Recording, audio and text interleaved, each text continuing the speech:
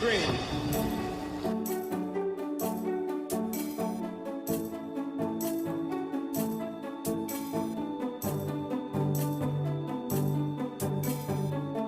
I regard myself as a soldier, though a soldier of peace. Long years ago, we made a tryst with destiny. This is Subhash Chandra Bose speaking to Indians in East Asia. We shall fight on the beaches.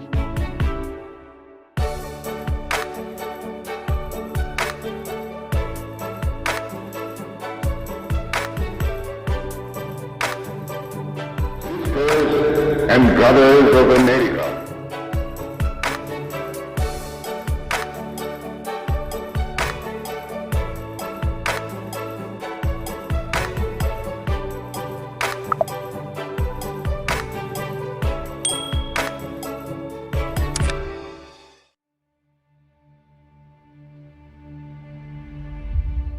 सभी श्रोताओं को मेरा नमस्कार।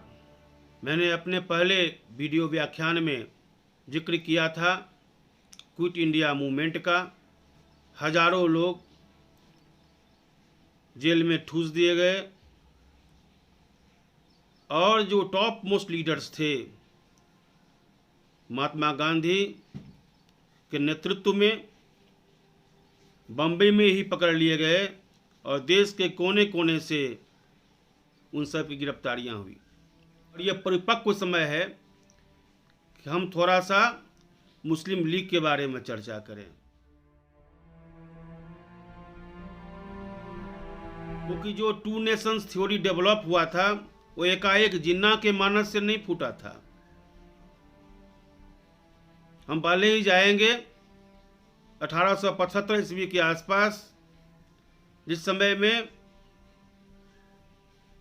भारत में मुस्लिम के सर्वमान्य leader हुआ करते थे सर सैयद अहमद खान। जैसे हिंदू रिनेसा में, हिंदू पुनर्जागरण में हम राजा राम मोहन राय का नाम लेते हैं। सर सैयद अहमद खान पहले राष्ट्रवादी थे और उनको बरगलाने में कहिए या कन्विंस करने में कहिए कामयाब रहा था तात्कालिक अंग्रेजी सरकार। एमएओ कॉलेज की स्थापना हुई, मोहम्मडन एंग्लो ओरिएंटल कॉलेज, जो बाद में चलकर मुस्लिम लीग का एक केंद्र बिंदु बना और वहीं से मुस्लिम राजनीति शुरू होती है।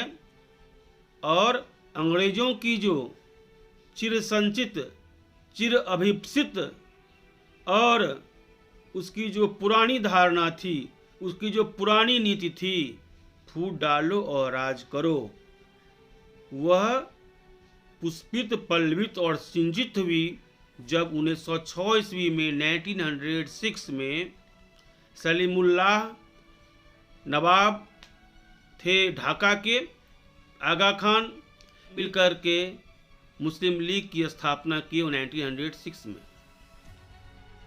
और ये अपने मन से नहीं किए थे, उनको करने के लिए अंग्रेजों ने उनके मन में यह भर दिया था कि कांग्रेस जो है वो हिंदू हित का ख्याल करती है, ये सार्वभौम पूरे देश का ये प्रतिनिधित्व नहीं करती है। मैं याद कराऊंगा आपको, लॉर्ड डफरिन ने कांग्रेस की स्थापना के समय में, उद्घाटन सत्र के समय में कहा था कि यह बहुत अच्छी संस्था है, ये समाज की सेवा के लिए बनी है, समाज को उत्थान के लिए बना है, भारतीयों के विकास के लिए बना है। और 1891 ईस्वी में आनंद चार्लू जब प्रेसिडेंट हुआ करते थे, तब से उस नज़रिए में ये फर्क पड़ गया और उसने कहना शुरू किया, लॉर्ड डफरिन ने, it is one of the half dozen intellectual society, और उस हिसाब से उसका क्रिटिसाइज करना शुरू कर दिया, क्योंकि डिमांड रखना कांग्रेस लीडर्स ने शुरू कर दिया था।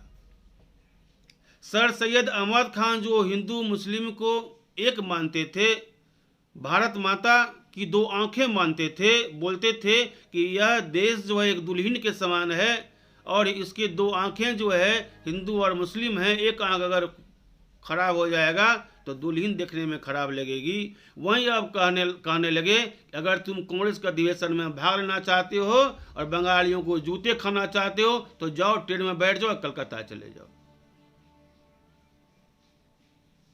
अब आप सोच सकते हैं कि कैसी स्थिति थी उस समय की, और तब से लेकर के यह सुसुप्तावस्था में रहा। हिंदू मुस्लिम यूनिटी के पैरोकार सारे जहां से अच्छा ये हिंदुस्तान हमारा मोहम्मद इकबाल भी थे, और मोहम्मद इकबाल के ही अनुयायी कह सकते हैं आप जिन्ना को। जिन्ना शुरू में राष्ट्रवादी व्यक्ति था और कांग्रेस के एक अच्छे लीडर में उनकी गिनती होती थी, लेकिन बाद में चल कर के जिन्ना ने देखा कि इससे हमारी महत्वाकांक्षा की पूर्ति नहीं हो रही है। कांग्रेस में एक से एक अगाध लीडर्स थे। एक ऐसी विडंबना रही है कि कांग्रेस लीडर्स आपस में तो बहुत अधिक विद्वान, बहुत बड़े स्कॉलर्स थे, मत भिन्नता थी उनमें, लेकिन वे हिंदू मुस्लिम यूनिटी की बात जो है उसको मजबूती करने के प्रयास में जितनी परिश्रम करने चाहिए थी वो नहीं कर पाए। आगे चल कर के यही 1940 से मोहम्मद अली जिन्ना ने इस राग को अलापना शुरू किया कि आज़ादी तो लेंगे लेकिन देश के विभाजन के बाद लेंगे। तब से लेकर के ये 1940 से ही पाकिस्तान का डिमांड स्टार्ट हो गया कि मुस्लिम बहुल जो क्षेत्र है इसे एक मुस्लिम राष्ट्र के रूप में हम लोगों को भारत से अलग कर दिया जाए। और ये तो बहुत खुशी की बात थी अंग्रेजों के लिए कि आपस में ये लोग लड़ता रहेगा, आज़ादी उतनी ही दूर चलती चली जाएगी। जिस सांप्रदायिकता का बीजारोपण सर सैयद अहमद खान ने किया, जो मोहम्मद इकबाल के हृदय में अंकुरित हुआ, वहीं प्रस्फुटित हुआ जिन्ना के रूप में 1940 के बाद। एक ऐसा भी समय था कि जिन्ना पैरवी करने के लिए गए थे तिलक जब जेल में थे तो उनके वकील के रूप में। हालांकि तिलक ने उसे एक्सेप्ट नहीं किया था, लेकिन वहीं जिन्ना इतना एडामेंट हो गया कि गांधी जी को तो बिल्कुल वैल्यू ही नहीं देता था जिन्ना। नेहरू जी उनके राइवल थे और नेहरू जी के बारे में हमेशा कहते थे उसको तो लेखक होना चाहिए, कवि होना चाहिए, वो कहाँ से राजनेता हो गया। नेहरू के बारे में क्रिटिसाइज करते थे। गांधी जी को वे हिंदुओं का नेता गांधी है ये कहते थे। एक कर्मकांडी हिंदू है, बस महात्मा गांधी को यही समझता था वो जिन्ना स्वयं भी एक बहुत बड़ा कट्टर मुस्लिम नहीं था। जब आप उनके जन्म के बारे में और उनके इतिहास के बारे में आप जानते हैं तो उनके पिताजी तो हिंदू थे, गुजरात में कन्वर्सन हुआ था, पूरा परिवार मुस्लिम बन गया था। जिन्ना बच्चे थे उस समय में सारे लोग मुस्लिम बन गए थे। जो भी कारण रहा हो, वो फर्स्ट क्लास सूट पहनते थे।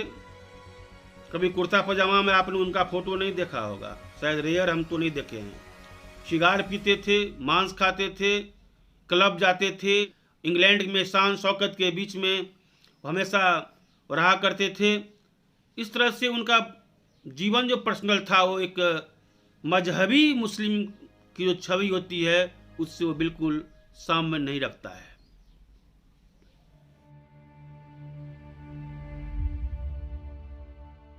इंग्लैंड में आम चुनाव हुआ, उस आम चुनाव में चर्चिल लेड जो गवर्नमेंट था वो हार गया।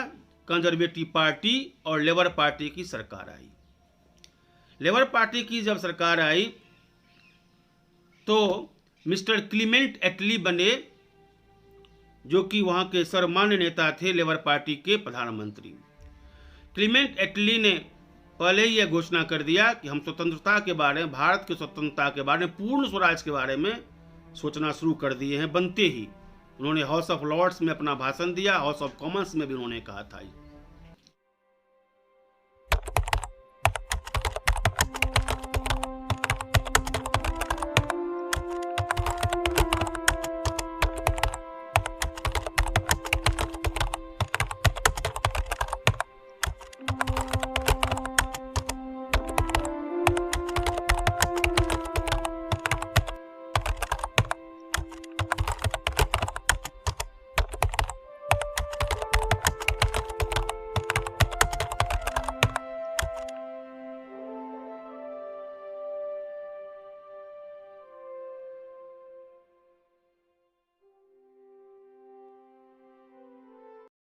और तब से लेकर के आज़ादी का प्रयास शुरू हुआ।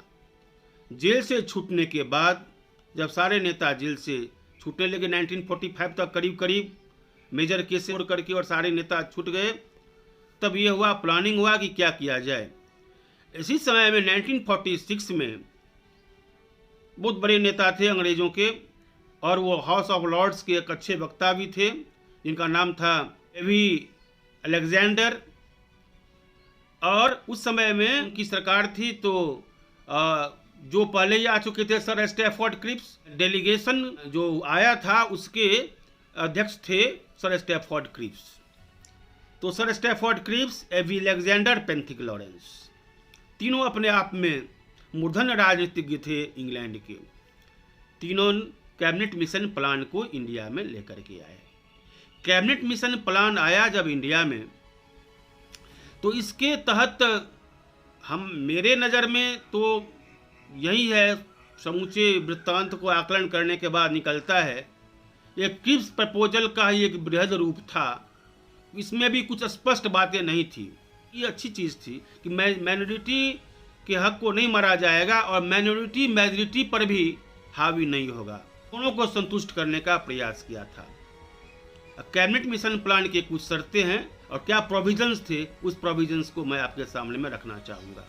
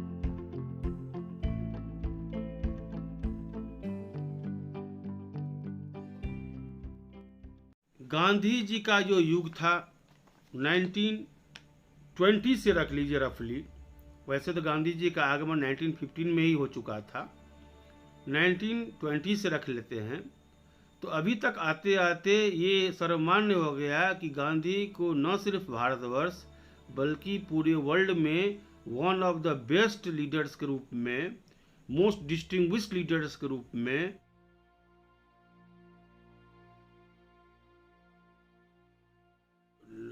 उनका नाम आने लगा था। और यहाँ तक कि उनके विरोधी भी उनसे सहमत न होते हुए भी उनकी महानता पर प्रश्नवाचक चिन्ह नहीं लगा सकते थे।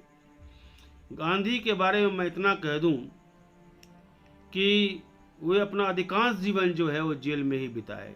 2338 डेज टोटल उनका इम्प्रिजनमेंट डे होता है, जिसमें से कि 2089 डेज वो इंडिया में बिताए थे और 249 साउथ अफ्रीका के प्रवास के दौरान जब उन्होंने वहाँ सत्याग्रह किया था तो वहाँ उनको जेल की कोठरी में रहना पड़ा था। ठीक 5 महीने के बाद 1942 के आंदोलन के बतौर गांधी जी ने जेल में ही अनशन करना शुरू किया। उन्होंने कहा था कि इस बार जो है अनशन जो मैं कर रहा हूँ इसका कुछ ना कुछ निर्णय होगा। गांधी जी के अनशन के बारे में जब न्यूज़ पहुंचा इंग्लैंड, तो वहाँ से उस समय में जो तत्कालीन प्रधानमंत्री हुआ करते थे विंस्टन चर्चिल साहब, जो गांधी जी और कांग्रेस के विरोधी थे, भारतीय स्वतंत्रता की हिमायती भी नहीं थे, उन्होंने कहा था कि गांधी कोई बात नहीं है, गांधी जी का अगर यही इच्छा है तो ठीक है, अनशन करते हुए वो मर भी जाएंगे तो कोई बात नहीं, जैसा करना है उनको करने दो। Government will not yield, government झुकने को तैयार नहीं है उनके मांग पर। और गांधी जी की हालत अनशन के कारण खराब होती जा रही थी, शरीर अपना, बहुत सारे शरीर के अवयव काम करना बंद कर रहे थे, उनके अनुयायी सारे बहुत ही चिंतित थे।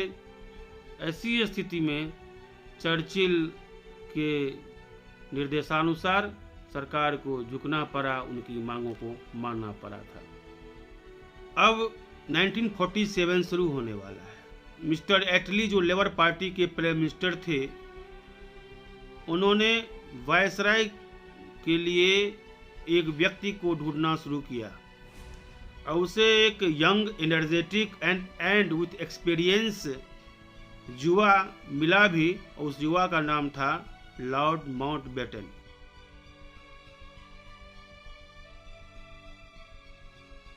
माउंटबेटन साहब के पास में अनुभव था। माउंटबेटन साहब सिंगापुर में जब लड़ाई हो रही थी जापानियों के साथ, अंग्रेजों का सेकेंड वर्ल्ड वार, उसमें उन्होंने अपनी दक्षता को प्रमाणित किया था, जहां उन्हें नेहरू जी से भी भेंट हुई थी जब नेहरू जी सिंगापुर गए थे। माउंटबेटन रॉयल ब्लड से उनका संबंध भी था। जॉर्ज सिक्स्थ जो किंग थे ब्रिटेन के, जिनके अंदर में ही India was a colony under George sixth, तो उनके वो चचेरे भाई थे, मतलब कजिन हुआ करते थे रिलेशन में। बेजेंटाइन एम्पायर हो, रोमन साम्राज्य हो, चाहे वो क्वीन विक्टोरिया के, वो दोनों परपोते थे, जॉर्ज सिक्स्थ भी और माउंटबेटन भी। माउंटबेटन के मन में ये था कि India is a marvellous country, और उनके मन में एक और गलतफहमी कहिए या खुशफहमी कहिए, मैं तो नहीं कह सकता हूँ ऐतिहासिक दृष्टिकोण से, viceroy has the most marvellous job in the world. Viceroy से अच्छा कोई सर्विस नहीं है। वायसराय मीन्स क्या होता है? कंट्री, एक कंट्री का इंचार्ज हुआ हो, मास्टर हुआ हो, प्रेसिडेंट हुआ हो। वायसराय लॉज, जो भी प्रेसिडेंट हाउस है उसको वायसराय लॉज कहते थे। जॉर्ज सिक्स्थ के साथ वो बकिंघम पैलेस में बैठे हुए हैं, कमरे के अंदर में फायर फर्नेस जला हुआ है, दोनों सेक रहे हैं हाथ और बात कर रहे हैं। इंडिया आने की बात हो रही है, इंडिया आएंगे और यहाँ पर पदभार ग्रहण करेंगे माउंटबेटन।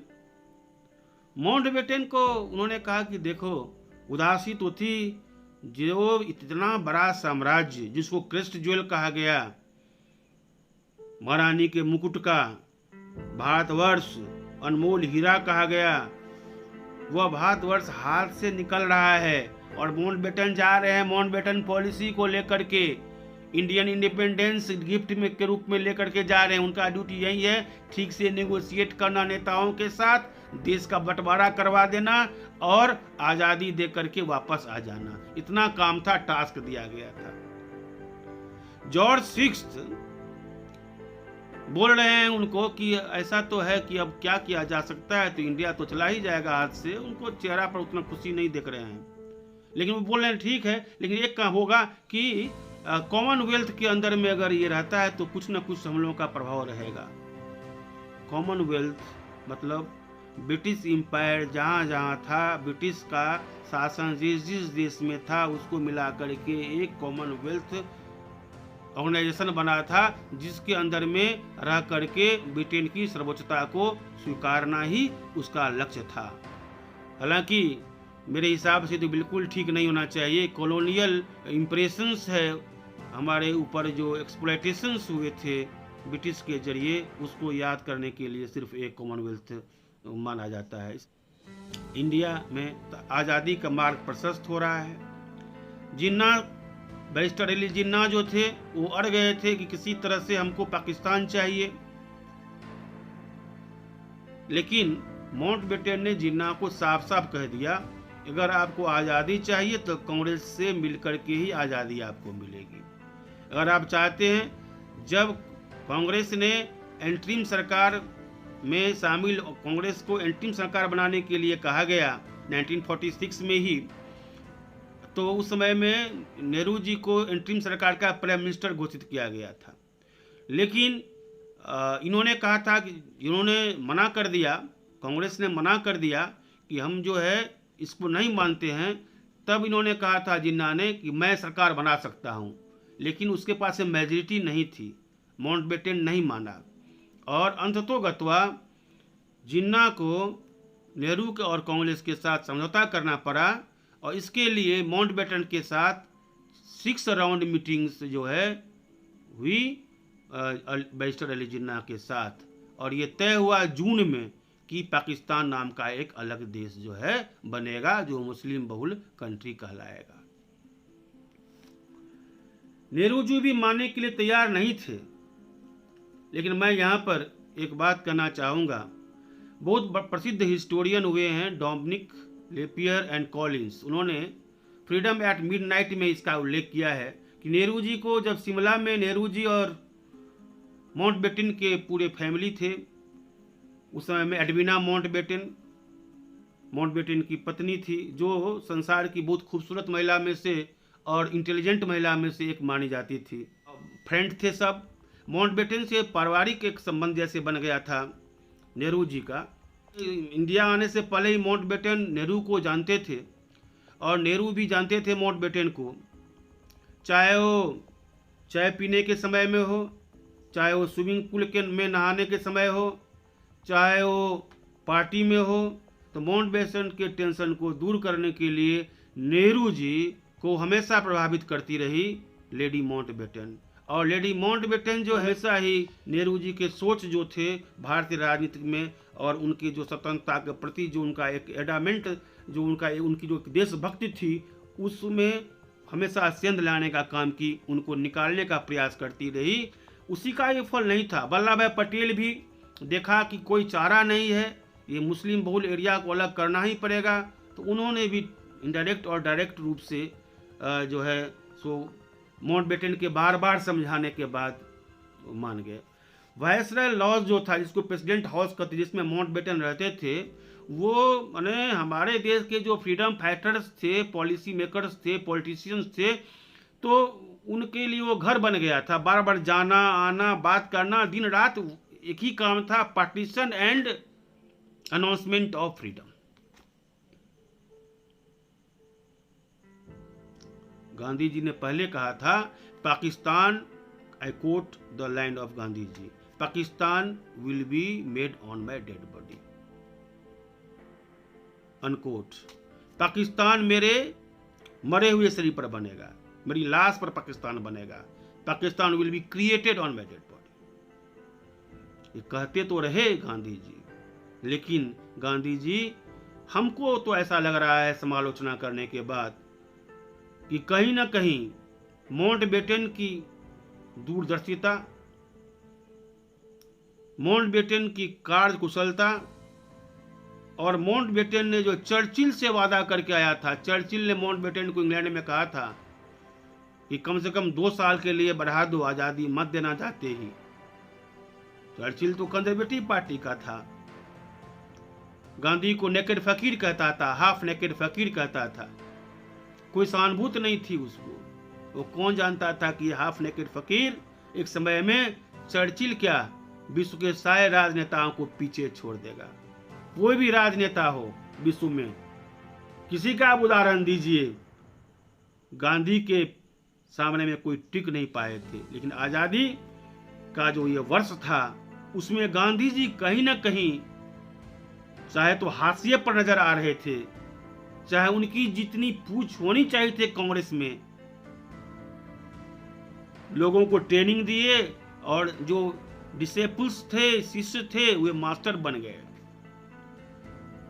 मैं वाद विवाद में नहीं पढ़ना चाहता हूं, मैं किसी पंथ का सपोर्टर नहीं हूं, लेकिन यह इतना करने में मुझे कोई संकोच नहीं है और यह तिरंजित नहीं होगी कि गांधी जी अगर उस समय में अपने पूर्ण जैसे थे नॉन कोऑपरेशन मूवमेंट के समय में, क्विट इंडिया मूवमेंट के समय में, उस तरह से अगर उनमें वो जज्बा गांधी जी में अपना दिखाते, सत्य और अहिंसा के ही माध्यम से, गांधी जी ने जो कहा था Pakistan will be made on my dead body, वो वास्तव में असंभव था पाकिस्तान का बनना। इधर लॉर्ड माउंटबेटन ये घोषणा कर रहे थे जून महीना में कि अब पाकिस्तान अलग कंट्री होगा, उसका अलग संविधान होगा, उसका अलग प्रधानमंत्री होगा जिन्ना के नेतृत्व में। ये सब बातें हो गई थी और राइट्स फैल गए थे नोआखाली में और कलकत्ता में। डायरेक्ट एक्शन डे जो था 16 अगस्त 1946 को मुस्लिम लीग ने आह्वान किया था डायरेक्ट एक्शन। ये वास्तव में देखा जाए तो मुस्लिमों के अंदर में जो ये एक कट्टरबाजता हठधर्मिता घर कर आई थी, उसका श्रेय जाता है मुस्लिम लीग को और बैरिस्टर अली जिन्ना को, लियाकत खान को और उनके सरीखे जो नेता थे उन्होंने साफ कह दिया एक्शन प्लान मीन्स क्या, हिंदू मुस्लिम राइट। हजारों लोग मारे गए, एकदम कत्लेआम हो गया कलकत्ता में और नोआखाली भी, बांग्लादेश में नोआखाली है। जब कंट्रोल नहीं हो रहा था सिचुएशन, हाथ से बाहर जा रहा था पावर से, उस समय में सैनिक भर दिए गए थे, हजारों सैनिक राइट्स को कंट्रोल करने के लिए।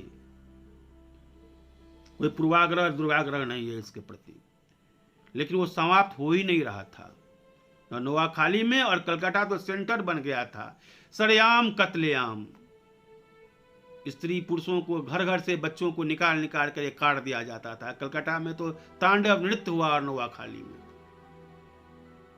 गांधी जी के सेक्रेटरी को माउंटबेटन ने फोन किया कि we want Gandhi at this critical juncture, तो आपको चिंता करने की जरूरत नहीं है। सचिव ने कहा गांधी जी वहां पहले से पहुंचे हुए हैं, उनका ये देश है, आपको उनके देश के बारे में चिंता करने की जरूरत नहीं है। और गांधी जी कलकत्ता गए, नोआखाली गए, वहां पर अनशन किए और मुस्लिम एरिया में मुस्लिम लीडर से अनशन करवाते थे और उनसे ये घोषणा करवाते थे कि हम लोग शांति से रहेंगे। हिंदू एरिया में जहाँ पर हिंदू अधिक थे वहाँ पर हिंदू से घोषणा करवाते थे कि हम लोग शांति से भाईचारा के साथ हिंदू मुस्लिम भाई भाई करके रहेंगे। इस तरह से पीस रिस्टोर करने में गांधी ही के बल की बात थी कि पीस रिस्टोर हुआ था, उसका शांति स्थापन हुआ था। इसलिए लॉर्ड माउंटबेटन ने अपने प्राइम मिनिस्टर को पत्र लिखने में कहा था what 50,000 soldiers could not do Mahatma has done, so Mahatma Gandhi is the boundary force of India. 50,000 सैनिक कुछ भी जहां नहीं कर सके, वहां महात्मा गांधी ने कर दिखाया। वास्तव में भारतीय राष्ट्रीयता के, भारतीय राजनीति के अगर भारतवर्ष के कोई धूरी है, शक्ति है, तो वो महात्मा गांधी है। जो भी हो, ये जो कुछ घटना घटी, ये तो निश्चित रूप से it is the deepest blot at the memory of our Indian history. क्या? द ग्रेट ट्रांसपोर्टेशन इसको कहते हैं। जब पार्टीशन हुआ तो पाकिस्तान से जो इंडिया है और इंडिया से जो पाकिस्तान गए, जो और इसमें तो उसका जिक्र अगर करें तो बरसों बीत जाएंगे उस अत्याचार का। मानव के द्वारा मानव पर किया हुआ संहार, मानव के द्वारा मानव की हिंसा, सरेआम कत्लेआम, ये जो डायरेक्ट एक्शन शुरू हुआ था, वो जो काम किया था आग लगाने का, ये कम से कम 2 साल चला। और पाकिस्तान से हिंदू लोग शरणार्थी होकर के भारतवर्ष आए। भारत से कुछ मुसलमान गए जो वहाँ जाना चाहते थे, लेकिन बहुसंख्यक मुस्लिम जो है भारत में ही रहने का फैसला किया था, और जिसके सबसे बड़े पैरोकार थे मौलाना अबुल कलाम आजाद। कुछ ऐसे कांग्रेस में मुस्लिम लीडर्स थे, उनको राष्ट्रवादी कांग्रेसी का नाम ज़्यादा अच्छा लगता है, जो कि न जिन्ना से मेल खाता था, न उनको सर सैयद अहमद खान से मेल खाता था, न अली बर्दर से मेल खाता था, बल्कि वो लोग भारत से मेल खाता था। भारत की जो मुख्य धारा है, भारत की मुख्य धारा राष्ट्रीयता की धारा, उसे जुड़े हुए थे, जिसमें मौलाना मजरूल हक, मौलाना अबुल कलाम आज़ाद इत्यादि स्वतंत्रता सेनानियों ने जो काम किया, वास्तव में भारतीय यूनिटी के लिए, भारतीय एकता के लिए वो एक दृष्टांत का काम करेगा। गांधी जी को जब पता लगा कि भारतवर्ष का विधिवत पता लगा उनके आश्रम में जो कार्यकर्ता थे, स्वयंसेवक थे, उनके द्वारा पता लगा। और तो गांधी जी आश्चर्यचकित हो गए और गांधी जी से मुलाकात करने के लिए सोच ही रहे थे माउंटबेटन घबरा रहे थे गांधी जी का सामना करने के लिए, क्योंकि वल्लभ भाई पटेल, नेहरू जी और करीब करीब 6 लीडर थे जो साइन कर चुके थे पार्टीशन पर कि हम लोग एग्री करते हैं। और उन सब से ऑल इंडिया रेडियो पर करीब करीब 4 लीडर्स जो थे, माउंटबेटन साहब, नेहरू जी, जिन्ना साहब, एक और थे रिप्रेजेंटेटिव कोई, ये घोषणा कर चुके थे कि पाकिस्तान एक सेपरेट कंट्री के रूप में आएगा और भारत को आज़ादी हम लोग लेंगे। भारत संघ जो है उसके पास में ये सारी व्यवस्था उसके पास में रहेगी, एक आज़ाद, एक स्वायत्त देश के रूप में। गांधी जी का जब मीटिंग होता है माउंटबेटन के साथ, तो माउंटबेटन के एक सहयोगी कहिए, उन लोगों ने चुन करके वो दिन रखा था, मंडे का दिन था। हर एक मंडे को गांधी जी उपवास में रहते थे, मौन व्रत में रहते थे, कुछ बोलते नहीं थे। तो जब पता लगा माउंटबेटन को आज मंडे है और आज हमारा मीटिंग है, तो बहुत खुशी हो गया माउंटबेटन, बोला वाह बहुत अच्छा है, मैं बच गया, गांधी जी से सामना करने में बच गया। मुस्कुराते हुए गांधी जी को पकड़ करके अपने डाइनिंग हॉल में बैठाए। जी को माउंटबेटन ने कहा कि आपके जो सहयोगी थे वो सब मान गए हैं गांधी जी, बहुत ही पीसफुल ढंग से सब कुछ ठीक हो जाएगा, आप चिंता नहीं करें। गांधी जी कुछ बोले नहीं, गांधी जी भी सोच रहे थे कि अब कुछ होने वाला नहीं है। उनको पता लगा अपने आश्रम में आकर के कि ऐसा ऐसा हुआ है, उसके बाद अब कोई रास्ता बाकी नहीं है, तो उन्होंने कहा इट इज़ ऑफुल, हम इससे सहमत नहीं हैं। लेकिन सहमत नहीं हैं उससे अब मतलब नहीं था, ये हो गया था। वह दिन दूर नहीं था कि भारत को आज़ादी मिलेगी। मैंने पहले ही कहा था कि जो ग्रेट ट्रांसपोर्टेशन हुआ पाकिस्तान का, जो माइग्रेशन हुआ इंडिया में, जो पाकिस्तान में हिंदू थे, अल्पसंख्यक थे, और भारतवर्ष में जो मुस्लिम थे, वो बहुत सारे लोग वो पाकिस्तान में गए और अपना अपना वहाँ पर गए। इसको एस्टेब्लिश करने में बहुत सारी पुस्तकें हैं इस पर, इतिहास में, साहित्य में, कैसे क्या उस समय के जो दृष्टा सब थे उन लोगों ने इसको बहुत ही विस्तार से अपने अपने किताब में संकलित किया है, अपने अपने पुस्तक में संकलित किया है, फिल्म बने हैं इस पर बहुत सारे। तो पार्टीशन ऑफ इंडिया पर जो भी हो, हमें आज़ादी मिली 14 अगस्त 1947 को। Pakistan came in existence as an independent country. Akhand Bharat जो था, जिस अखंड भारत का सपना शिवाजी ने देखा था, वह भारत तो नहीं रहा, लेकिन 14 अगस्त को रात में ठीक मिडनाइट में कॉन्स्टिट्यूएंट असेंबली में, उस समय में पंडित जवाहरलाल नेहरू ने जो स्पीच दिया था, भारत की आज़ादी का ऐलान किया था, उद्घोषणा की थी, वह संसार के टॉप जो 20 लेक्चर्स हुए हैं अभी तक, उसमें नाम आता है नेहरू जी के उस भाषण का। क्या उन्होंने कहा था? Long years ago we made a tryst with destiny and now the time comes when we shall redeem our pledge, not wholly or in full measure, but very substantially. At the stroke of the midnight hour, when the world sleeps, India will awake to life and freedom. A moment comes, which comes but rarely in history, when ye step out from the old to the new, when an age ends, and when the soul of a nation long suppressed finds utterance. हम आपको याद दिलाना चाहते हैं कि भारत को आज़ादी कितने सालों के बाद मिली। तो मेरे कहने का अगर मतलब ये है कि क्या यह आज़ादी 90 वर्ष के बाद मिली, क्योंकि ब्रिटिश गवर्नमेंट का शासन तो 90 वर्ष ही रहा। ब्रिटिश ईस्ट इंडिया कंपनी का 100 वर्ष रहा, करीब करीब छोटा मोटा मिला दीजिएगा तो 1757 से अगर लेते हैं 1947 तक, तो 190 ईयर्स होते हैं। तो 190 ईयर्स तक ही केवल हम गुलाम थे? बिल्कुल नहीं। हम पहले मुगलों के गुलाम थे, फिर दिल्ली सल्तनत के जो सुल्तान सब थे, राजा थे, बादशाह थे, उनके गुलाम थे। करीब करीब देखा जाए तो 750 वर्ष की गुलामी की जंजीरों को हम लोगों ने तोड़ा, जिसमें कि लाखों लोगों ने अपना बलिदान दिया। और ये भारत का रक्तारंजित इतिहास है कि इसमें हजारों लोगों ने कुर्बानियाँ दी, अपने प्राणों को न्यौछावर किया। आज से नहीं, सतत जो 800 वर्षों का जो अनवरत संघर्ष था, वह एक फल के रूप में सामने में आया कि भारत एक स्वतंत्र रूप से जनतांत्रिक गणतांत्रिक राज्य के रूप में, देश के रूप में उभर करके सामने आया। यही आज़ादी की गाथा मैंने आप लोगों को बताया है। एक बात मैं और कहना चाहूँगा, यूनिफिकेशन ऑफ इटली हुआ, यूनिफिकेशन ऑफ जर्मनी हुआ, लेकिन वहाँ पर राजतंत्र समाप्त नहीं हुआ था।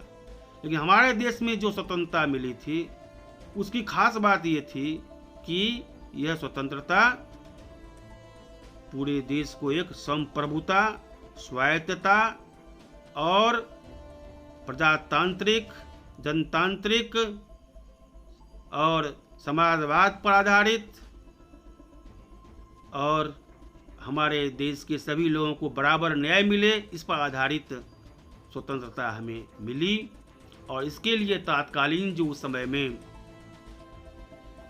बड़े बड़े जो हमारे राजनीतिक पुरुष हुए, दिग्गज पुरुष हुए, उनको श्रेय जाता है। कॉन्स्टिट्यूएंट असेंबली की स्थापना हुई और सबसे पहला सेशन जो उसका हुआ, उसको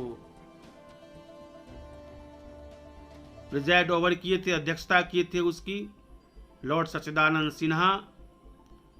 कॉन्स्टिट्यूएंट असेंबली के प्रेसिडेंट बने डॉक्टर राजेंद्र प्रसाद।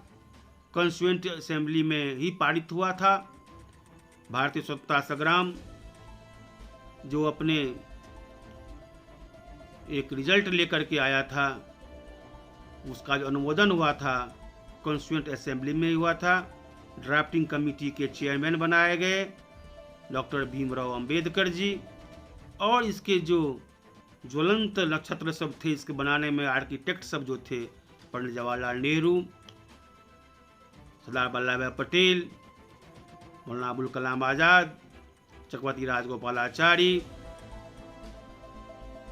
इत्यादि, और देश के विभिन्न सेक्ट से जुड़े हुए, विभिन्न जाति से जुड़े हुए, कम्युनिटी से जुड़े हुए रिप्रेजेंटेटिव इसमें भाग लिए थे। हर एक धर्म के, हर एक जाति के, हर एक क्षेत्र के प्रतिनिधियों ने इस कॉन्स्टिट्यूएंट असेंबली में भाग लिया, शिरकत की और अपनी अपनी बातों को रखा। और उस पर बहुत ही बहस हुआ, बहुत टाइम लगा उसमें। करीब 2 वर्ष 11 में 18 दिन में हमारा संविधान तैयार हुआ, जो संसार का सबसे बड़ा संविधान कहलाया, जिस संविधान के तहत हम लोगों के यहाँ राजतंत्र समाप्त हो गया और गणतंत्र आया। 26 जनवरी 1950 को डॉक्टर राजेंद्र प्रसाद प्रथम राष्ट्रपति बने और प्रथम प्रधानमंत्री औपचारिक रूप से पंडित जवाहरलाल नेहरू बने और 1952 में फर्स्ट जनरल इलेक्शन हुआ। नमस्कार।